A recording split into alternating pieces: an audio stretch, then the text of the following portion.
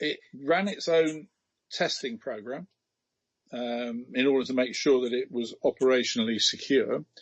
And it did make adjustments on the basis of that. As one can appreciate in live sites terms, you've got a variety of different outlets. So, in the same way as you have a lot of venues, of course. But their key requirement was to make sure that the management structure for live sites could both support and report on all aspects of its activity. The live sites program typically nowadays will have an OCOG delivered program. In Pyeongchang's case, that was obviously in Gangneung Olympic Park and at Pyeongchang Olympic Plaza. There will be likely to be, not absolutely definitely, but likely to be a series of live sites in, let's say, the host city and possibly other cities. Those are almost certainly going to be delivered by a third party, which could well be the host city itself, but is more likely to be, let's say, an agency employed by the host city. And then you may well have a third tier and even a fourth tier where these live sites are delivered by a whole range of other public service partners. There was an exception in Pyeongchang, but we'll come back to that in a moment. If you look at that broad model that says OCOG delivered live sites, host city delivered live sites, other public service partner live sites, the key question for any OCOG is, how am I managing this program in a way that ensures consistency? The London 2012 model is the best for this.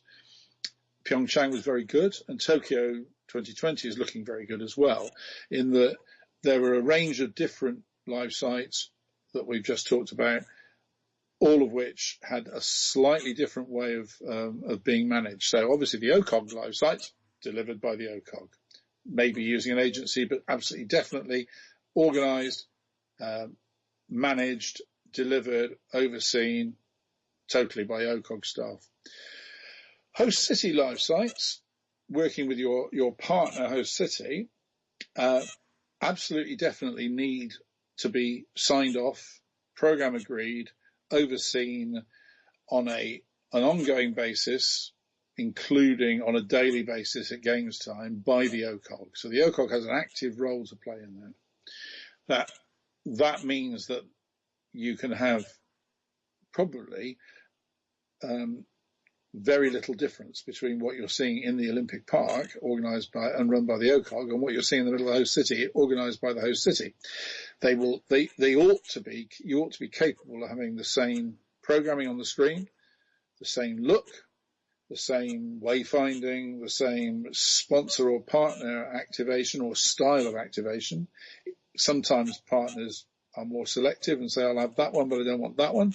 But one would hope that they would want to be across the whole program, but you will have the same style of activation. And there will be a person whose responsibility within the OCOG it is to make sure that all that happens at those live sites, even if they're not being delivered by the OCOG.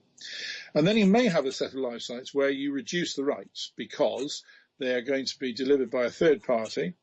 They will only be allowed to do very, very clear things such as show live sport.